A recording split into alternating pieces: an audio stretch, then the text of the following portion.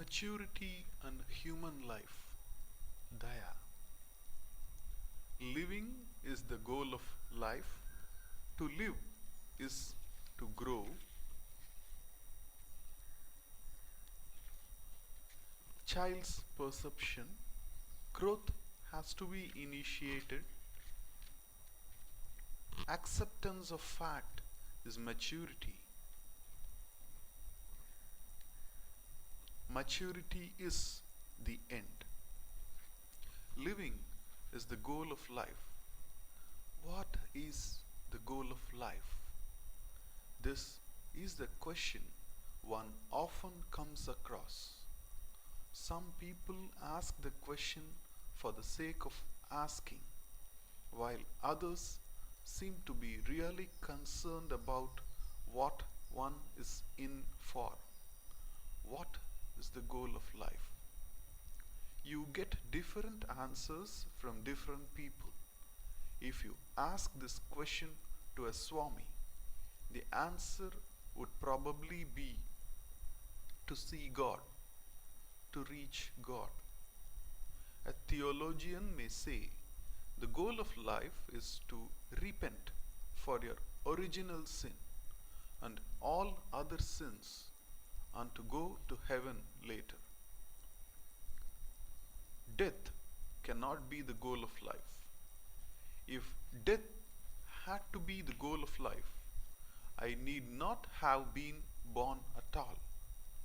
I do not remain after death in this form, and I was not there before death in this form. And so, I need not be born in order to achieve a state I already had even before I was born. So death cannot be aim of my life.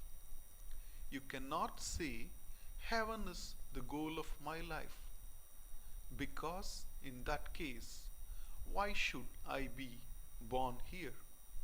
The aim must be something in this life itself. Shall we say marriage is the aim of life? Well, it can be. But even married people also do not seem to have achieved the goal of life. Marriage can be something great, or it can be a problem too. Recently, someone asked me whether marriage is a word or a sentence. It can be a very meaningful word, or it can be a sentence for your life. It all depends upon how you make it. So, marriage has to be made. It is a means to something, but not an end in itself. It can be a part of growing. Then, what exactly is the aim of life? It can only be living. It can only be living. I am born not just for anything except to live. And that is what we find in every organism. A plant wants to live. A bug wants to live. An insect wants to live. Any organism that is born wants to live. So living is aim of life, nothing more. The question is, what is living? Can we say mere breathing is living? The question is, what is living? Can we say mere breathing is living? To live is to grow. When we observe the creation, we find that when an organism is born, it is not adequately mature to begin living. For example, when a calf is born, It is not ready to live its life fully as a cow. This is how creation is, and there must be reasons for it. A calf is born with a physical body, which is a baby body, and its aim is to live, to make the life of a cow, for which it must grow to become an adult. Is it not true? If a calf is born just to die away, it is a waste. In order that its birth is justified, it has to grow to become an adult. But a calf does not require to do anything special in order to become an adult. It just has to survive. That is the case with all animals and other organisms too. If we plant a mango seedling, it is not going to bear mangoes immediately. It has to grow. There is an adulthood for a mango tree. If it survives for a certain number of years, it becomes a fully grown tree and bears fruits. Similarly, if a calf also gets its food, doesn't meet with an accident, and thus survives for a few years, it does become an adult cow.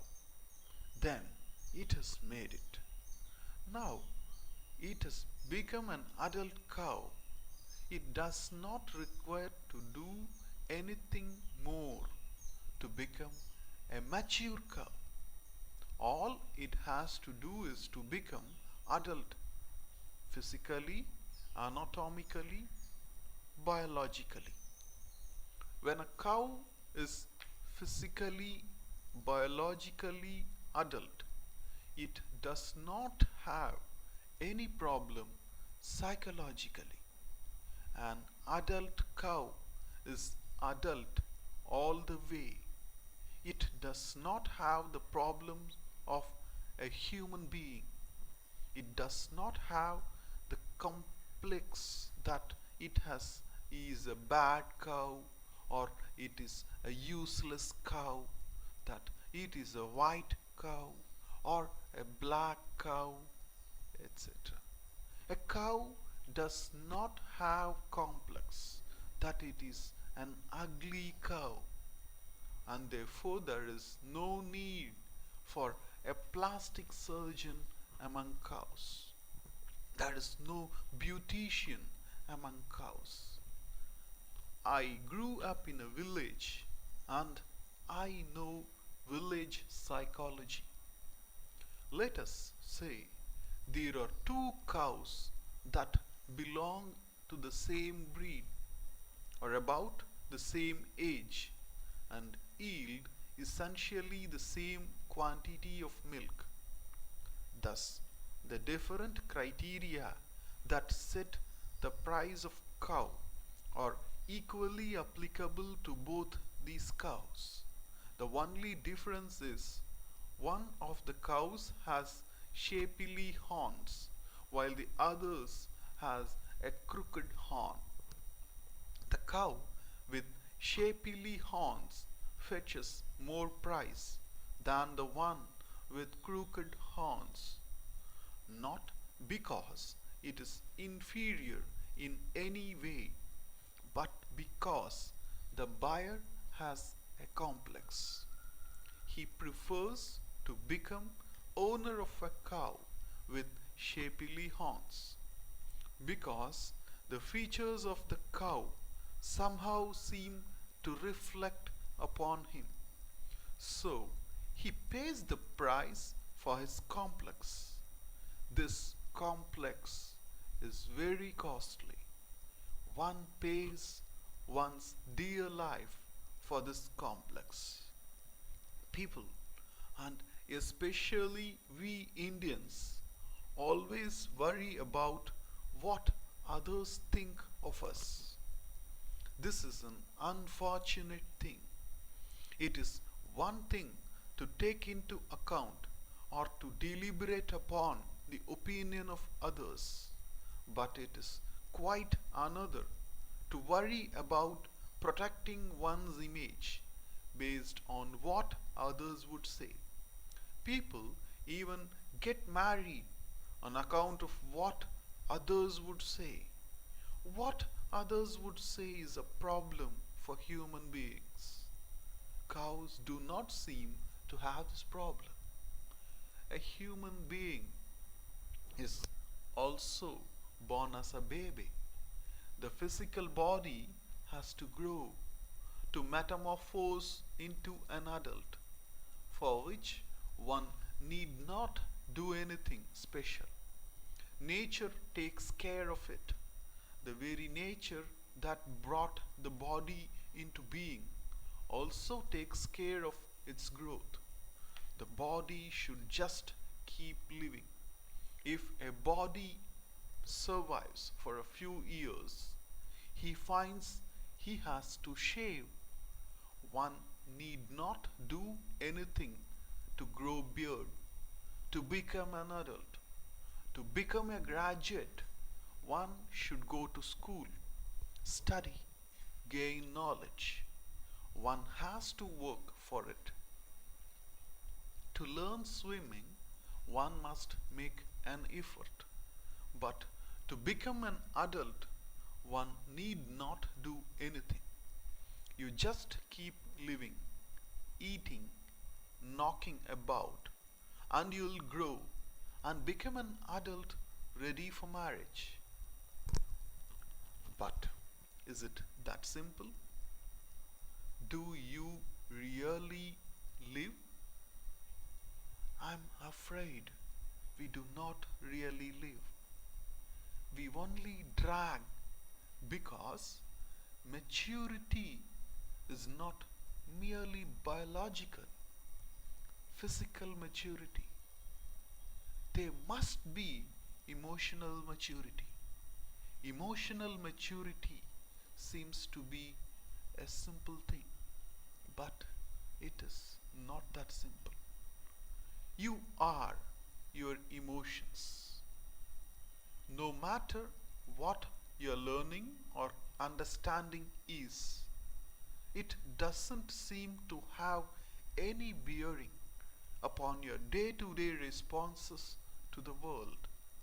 This gap between one's understanding and the actual day to day living is a problem. The gap is expressed by Duryodhana in this famous verse, Janami dharmain nachami pravritti.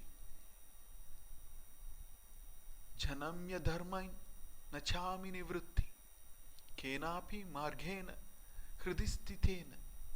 Yathani yuktoshmi tatha karomi. I know what is right, but I cannot pursue it. I know what is wrong, but I cannot desist from doing it. I do as directed by someone who seems to be within me. Arjuna also asks a question in Bhagavad Gita expressing the same idea. Atakena prayaktoyam papam charati purusha anichanapi varsheya bhaladiva niyojita. Now then, O Varshneya Krishna, impelled by what does this man commit sin, even against his wish, as though being impelled by force? How is that I behave in a given manner, even though I am not convinced about it? Why does one act in an unbecoming manner, even though one has the knowledge of what is becoming and what is not? This is is Arjuna's question. The answer is the one requires to be emotionally mature in order to be able to act according to one's convictions. Child's perception. There is such a thing as emotional maturity. Modern psychology addresses the problems born of emotional immaturity. A man is criminal not because criminality is in his blood. It is because of something he has in his mind. It is all buried in his childhood. It is really the childhood that makes a person what he or she is. This is a very unfortunate situation because no one can be born an adult with an adult mind.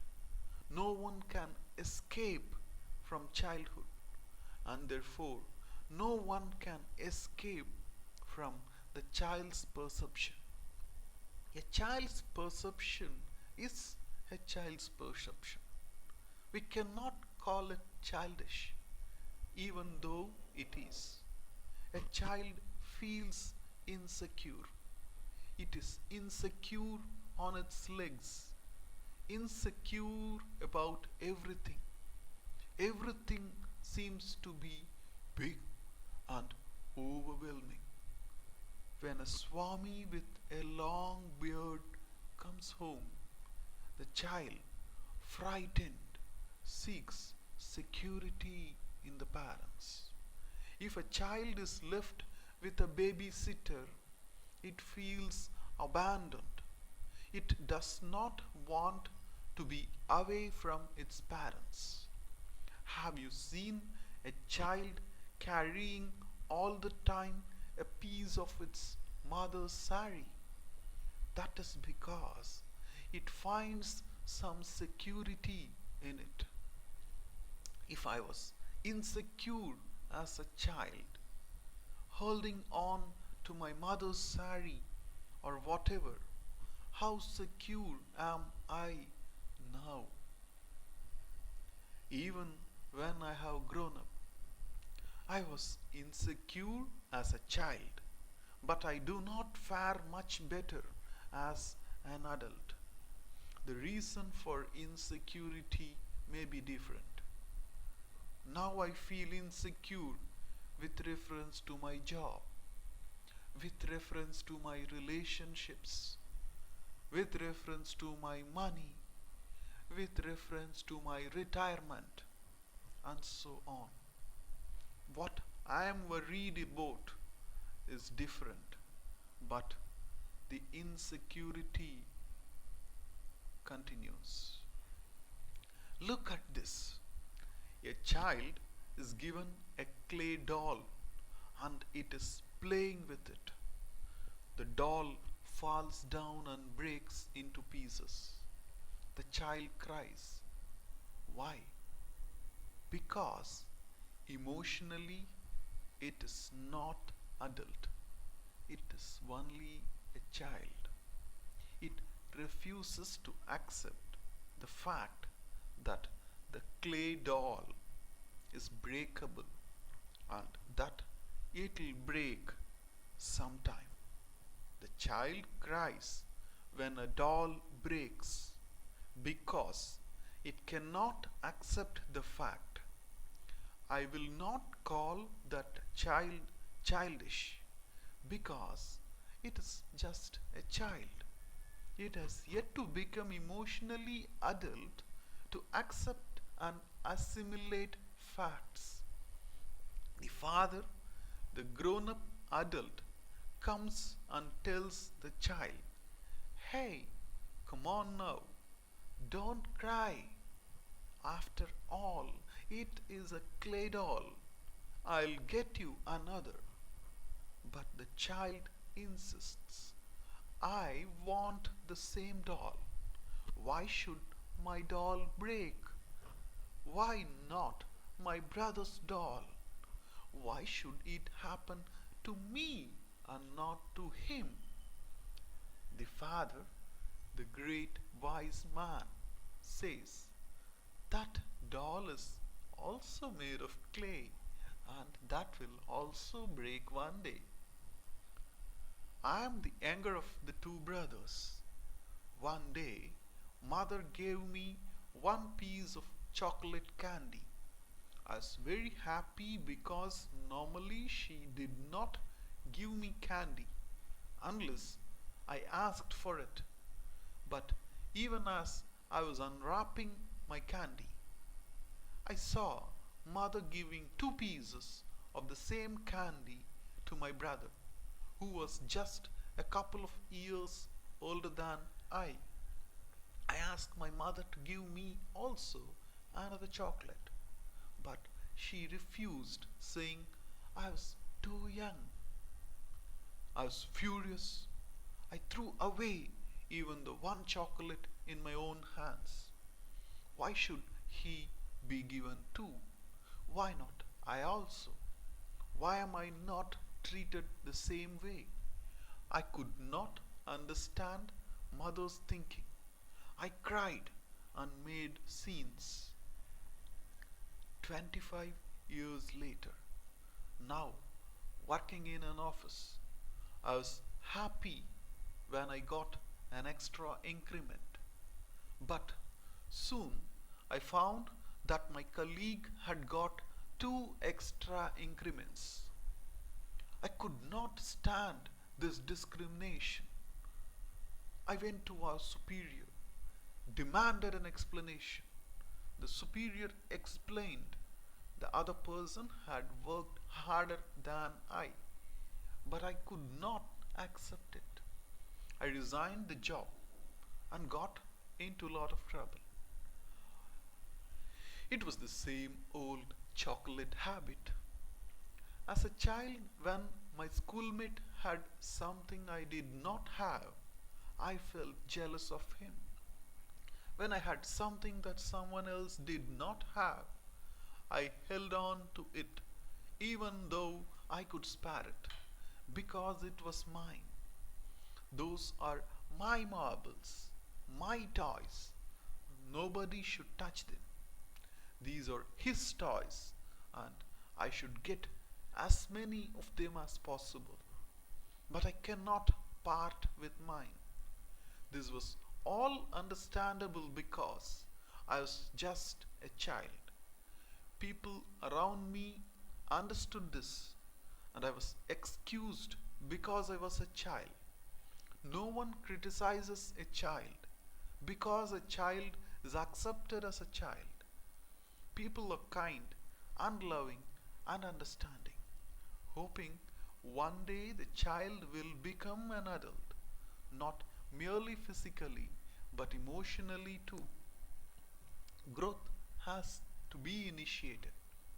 But how many of us have really become adults? What is it that you can really stand emotionally? Things have a knack of being what they are, and in spite of all your will and effort, they go in sixes and sevens. Since I am grown up now, I do not weep when a toy breaks. But suppose what breaks happens to be a curio which I received as a gift from someone and which I have been preserving. When that breaks, my heart also breaks because I am still a child. If a toy doesn't upset me, it can be something else or someone else. If someone near and dear passes away, it is not easy for me to accept and assimilate the fact. It is a fact that someone has passed away. But can I accept that fact? I lose my job, or even lose hair, or find my hair turning grey. A number of unpleasant things keep happening as I proceed with my life. But How many of them do I accept gracefully without a murmur? I hardly see anyone accepting. I find very few who are adults emotionally. We do not seem to grow. We seem to remain the same. No matter what our intellectual accomplishments are, emotionally we seem to remain immature and insecure.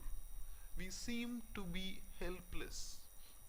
No one can consciously get angry. You will find this out if you consciously try to get angry. You will not be able to. But you do find yourself getting angry because anger happens and anger doesn't go away because you do this or that. Not even if you become a Swami. Anger happens. It comes to you, and that means you are helpless. No one wants to become sad, but one finds oneself sad. No one wants to become depressed, but depressed one finds oneself to be. This helplessness is what we call emotional maturity, immaturity, that is. Physically, biologically, a person is adult, but emotionally, he or she is something else.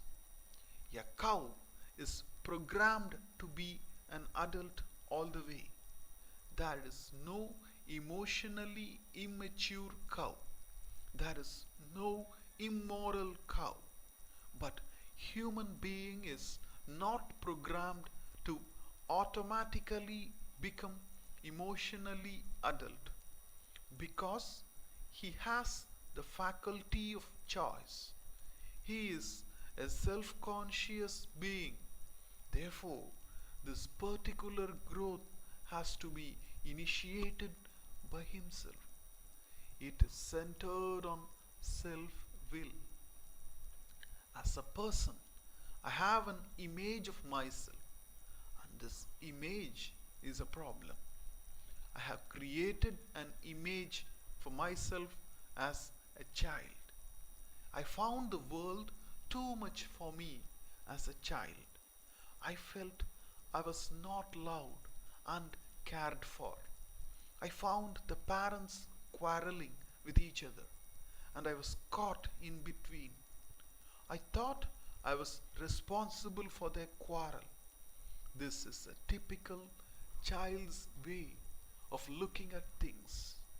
If the father is an alcoholic, he is one thing in the morning and something else in the evening, and the child gets confused. It does not understand what is normal. A child's perception is all right as a child, but it is not valid for an adult.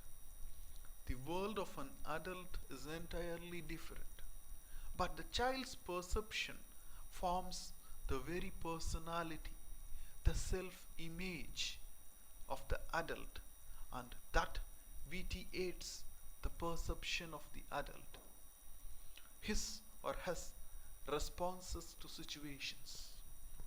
Unless you pay attention to some of these problems you have, they do not go. They'll remain as they are now. No matter what you learn, what you become, the emotional insecurity hangs on. Can you avoid situations in life? Can you command an agreeable situation all the time? Do you call all the shots in your life? You do not.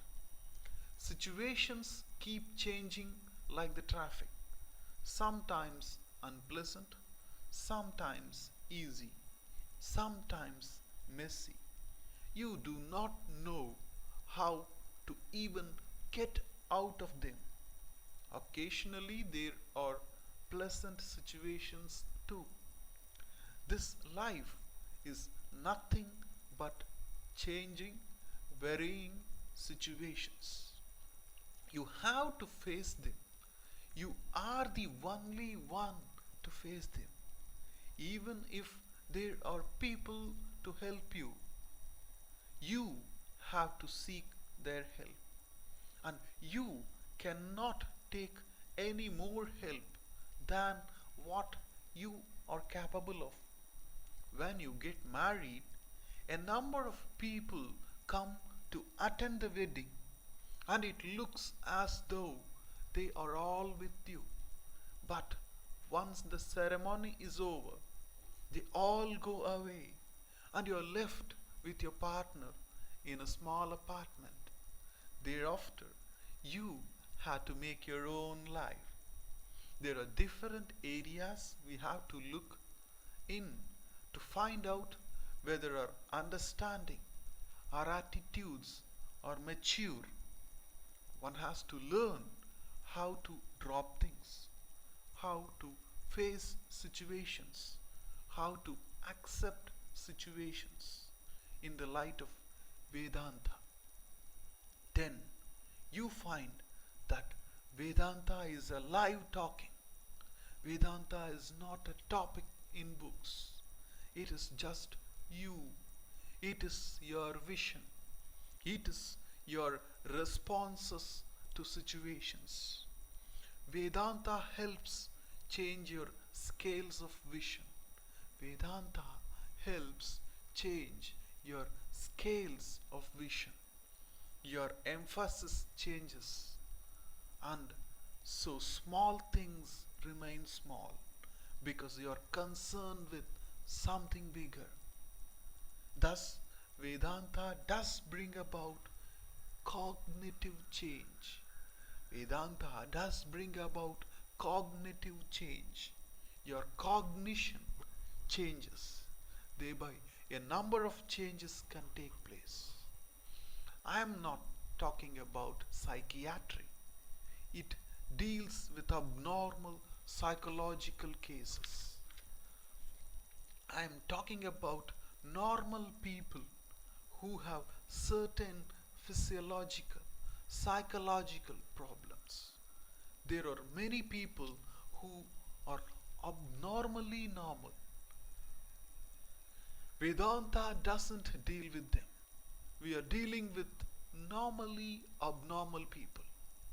Those who get angry now and then, become depressed now and then. People who are reasonably angry, reasonably sad, reasonably frustrated, reasonably depressed. I am addressing these people. Understand, if you're unreasonably sad, it is better that you do not come to a Swami because he'll confuse you more. To begin living my life, I must be complete person, a mature person. Completeness is only in terms of emotional maturity. Once I become emotionally mature, from that time on, I begin to live. My seeking has a direction.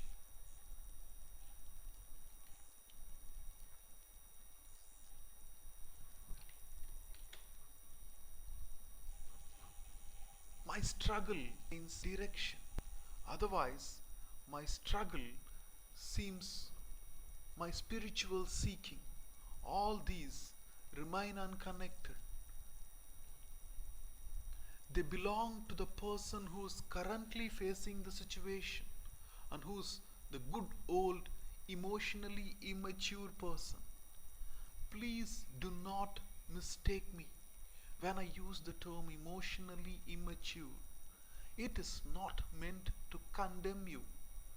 There is a general tendency that we convert everything into a self condemning device.